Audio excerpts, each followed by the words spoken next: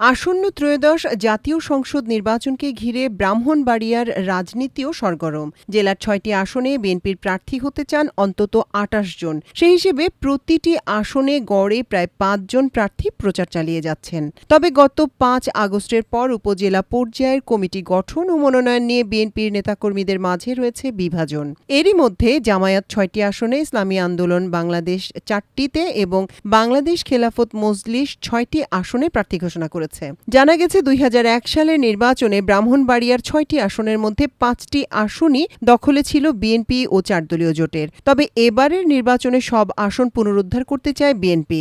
বিএনপির সেই প্রচেষ্টায় চ্যালেঞ্জ জানাতে প্রস্তুতি নিচ্ছে জামায়াতের প্রার্থীরা। কেন্দ্রীয় বিএনপির অর্থনীতি বিষয়ক সম্পাদক, ব্রাহ্মণবাড়িয়া জেলা বিএনপি সভাপতি, বুয়েট গ্র্যাজুয়েট ক্লাবের সভাপতি ও ঢাকাস্থ ব্রাহ্মণবাড়িয়া জেলা সমিতির সাধারণ সম্পাদক ইঞ্জিনিয়ার খালেদ হোসেন মাহমুদ শ্যামল দৃঢ়তার সঙ্গে বলেন, ব্রাহ্মণবাড়িয়ার সব আসনে এবার ধানের শীষের পক্ষে জোয়ার সৃষ্টির জন্য তিনি সবাইকে নিয়ে কাজ করে যাচ্ছেন। জামায়াতের পাশাপাশি এবার এসব আসনে ভাগ বসাতে চাচ্ছে অন্য দলগুলো। তার মধ্যে ব্রাহ্মণবাড়িয়া ২ সরাইল আশুগঞ্জ আসনে বিএনপির সঙ্গে থাকা জমিয়তে উলামায়ে ইসলামের কেন্দ্রীয় সহসভাপতি ও তাদের মনোনীত প্রার্থী মাওলানা জুনায়েদ আল হাবিবও প্রার্থী হতে চান। তাছাড়া জুলাই অভ্যুত্থানে ছাত্র সংগঠক ও জাতীয় নাগরিক পার্টি এনসিপির মনোনয়ন চাইবেন দলটির যুগ্ম আহ্বায়ক মাওলানা আশরাফ উদ্দিন মাহাদি। বিএনপির সঙ্গে জোট হলে এখানে এই ২ জনের যে কাউকে দেখা যেতে পারে। এদিকে ব্রাহ্মণবাড়িয়া ৬ বাঞ্ছারামপুর আসনে বিএনপি থেকে ভাগ বসাতে পারে জনসংহতি আন্দোলনের প্রধান সমন্বয়কারী জোনায়েদ সাকি। ফলে জোট হলে ব্রাহ্মণবাড়িয়ার এই ২টি আসন শরিকদের ছেড়ে দিতে হতে পারে। ব্রাহ্মণবাড়িয়া ১ নাসিরনগর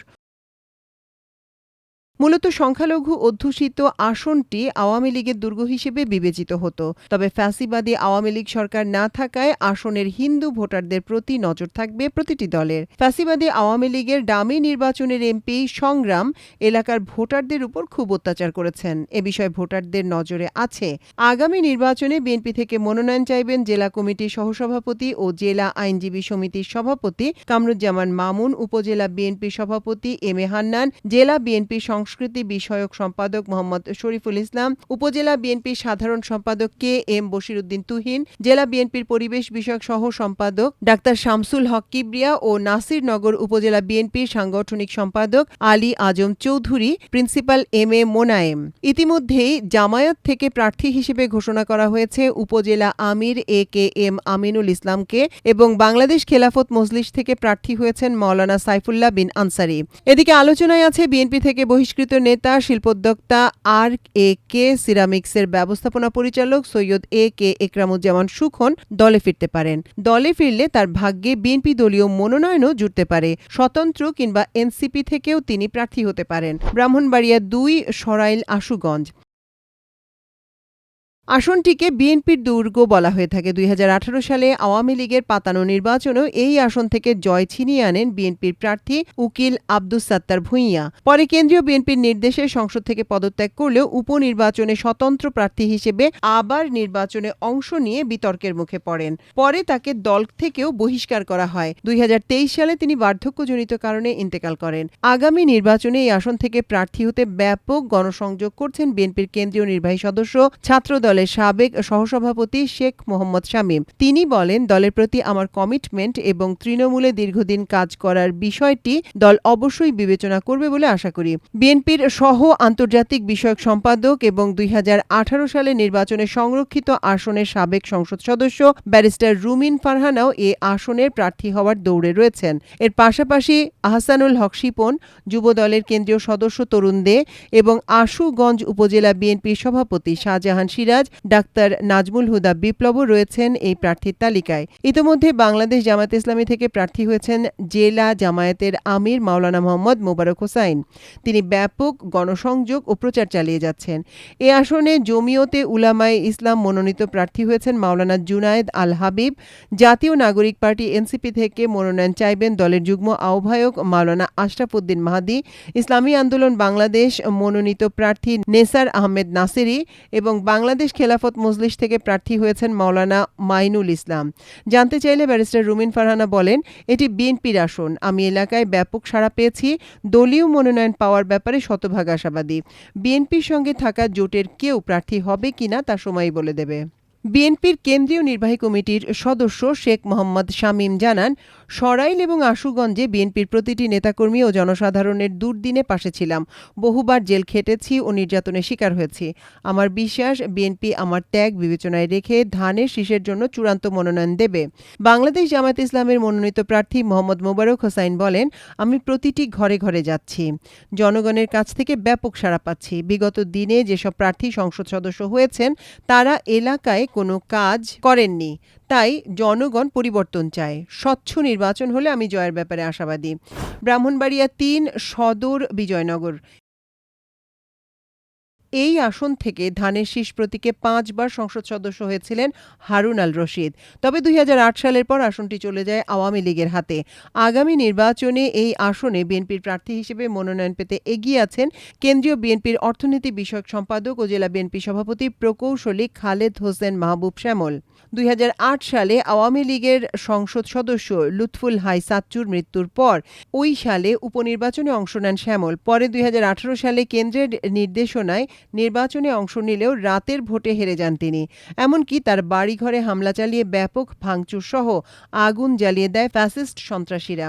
এদিকে বেসরকারি বিশ্ববিদ্যালয় শিক্ষক সমিতির সভাপতি অধ্যাপক ডক্টর তৌফিকুল ইসলাম মিথিলও মনোনয়ন পেতে দৌড়ঝাঁপ করছেন।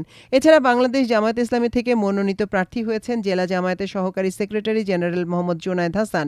জাতীয় নাগরিক পার্টি এনসিপি থেকে মনোনয়ন চাইবেন যুগ্ম সংগঠক মোহাম্মদ আতাউল্লাহ। অন্যদিকে ইসলামী আন্দোলন বাংলাদেশ মনোনীত প্রার্থী মাওলানা গাজী নিয়াজুল করিম এবং বাংলাদেশ খেলাফত মজলিস থেকে প্রার্থী হয়েছেন মাওলানা মুহসিনুল হাসান। ইঞ্জিনিয়ার খালেদ হোসেন মাহবুব শ্যামল বলেন, 2008 ও 2018 সালের নির্বাচনে আমি অংশ নিয়েছি। পাশাপাশি বিগত সময়ে জেলার আন্দোলন সংগ্রামে কাজ করেছি। আমি আশাবাদী এই আসন থেকে দলীয় মনোনয়ন পাব, তবে এ বিষয়ে সিদ্ধান্ত নেবেন দলের ভারপ্রাপ্ত চেয়ারম্যান তারেক রহমান। ব্রাহ্মণবাড়িয়া 4 কসবা আখাউড়া। 5ই আগস্ট ছাত্র জনতার গণঅভ্যুত্থানের পর এই আসনে ভোটের মাঠে পরিবর্তনের হাওয়া লেগেছে। আগামী নির্বাচন সামনে রেখে আসনটিতে ইতোমধ্যেই মাঠ গোছাতে শুরু করেছে বিএনপি, জামায়াত সহ অন্য দলগুলো। আসনটিতে প্রার্থী হতে দৌড়ঝাঁপ করছেন সাবেক এমপি ডক্টর মুশফিকুর রহমান। তবে আগামী নির্বাচনে প্রার্থিতার দৌড়ে এগিয়ে আছেন বিগত আওয়ামী লীগ সরকারের সময় গুম হওয়া জেলা বিএনপির সদস্য কবির আহমদ ভুইয়া। এছাড়া প্রকৌশলী মুসলেউদ্দিন, নাসরুল্লাহ খান জুনায়েদ ও প্রকৌশলী নাজমুল হক, নাসিরউদ্দিন হাজারীও মনোনয়ন পাওয়ার ব্যাপারে আশাবাদী। ইতোমধ্যেই বাংলাদেশ জামায়াত ইসলামী থেকে মনোনীত প্রার্থী হয়েছেন ঢাকা মহানগর উত্তরের প্রচার ও মিডিয়া সম্পাদক মোহাম্মদ আতাউর রহমান সরকার। ইসলামী আন্দোলন বাংলাদেশ মনোনীত প্রার্থী মুফতি জসিমউদ্দিন এবং বাংলাদেশ খেলাফত মজলিস থেকে মাওলানা জয়নাল আবেদিনের প্রার্থিতা চূড়ান্ত করেছে তাদের দল। জানতে চাইলে জেলা বিএনপি সদস্য কবির আহমেদ ভুইয়া বলেন, আমি 17 বছর ধরে সরাসরি মাঠে থেকে দলের আন্দোলন সংগ্রাম সহ নেতাকর্মীদের ঐক্যবদ্ধ রাখতে কাজ করেছি। কসবা আখাউড়া যখন ফ্যাসিস্ট আওয়ামী লীগ সরকারের সময় নেতৃত্ব শূন্য হয়ে পড়েছিল, তখন নেতাকর্মীদের পাশে থেকে দলকে সুসংগঠিত ও ঐক্যবদ্ধ করেছিলাম। আমার কর্মকাণ্ডের উপর ক্ষিপ্ত হয়ে বিগত ফ্যাসিস্ট সরকার আমাকে গুম করে শারীরিক নির্যাতন চালায়। মনোনয়ন পাওয়ার ব্যাপারে আমি আশাবাদী। বাংলাদেশ জামায়াত ইসলামীর প্রার্থী মোহাম্মদ আতাউর রহমান সরকার বলেন, জামায়াত ইসলামী কসবা আখাউড়ায় শক্তিশালী সংগঠন। জাতীয় রাজনীতিতে যে পরিবর্তনের হাওয়া বইছে, এটা এ আসনেও বয়ে যাচ্ছে। মানুষ চাচ্ছে সৎ, যোগ্য, দেশপ্রেমিক ও আল্লাভীরু নেতৃত্ব। আগামী জাতীয় সংসদ নির্বাচনে ন্যায়ের প্রতীক হিসেবে এখানকার মানুষ দাঁড়িপাল্লা প্রতীককে বেছে নেবে। জামায়াত ইসলামীর এই নেতা বলেন, বিগত 54 বছর যারা ক্ষমতায় ছিলেন তারা দুর্নীতি, মাদক কারবারিদের সঙ্গে সখ্য গড়ে তুলেছিলেন। এবার জনগণ তাদের প্রত্যাখ্যান করবে। ব্রাহ্মণবাড়িয়া 5 নবীনগর।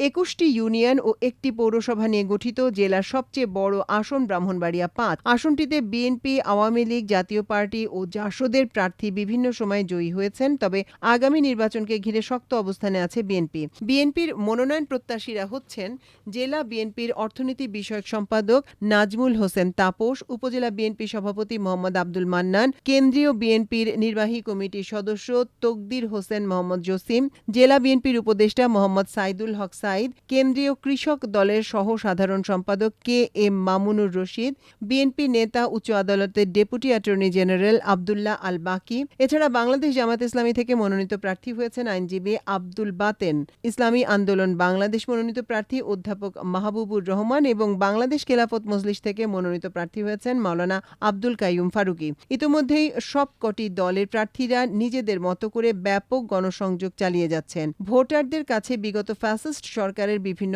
অনিয়ম দুর্নীতির কথা তুলে ধরে নতুন বাংলাদেশে নতুনভাবে জনগণের কল্যাণ ও উন্নয়নে কাজ করার প্রতিশ্রুতি দিয়ে কাছে টানার চেষ্টা চালিয়ে যাচ্ছেন। ব্রাহ্মণবাড়িয়া ৬, বাঞ্ছারামপুর।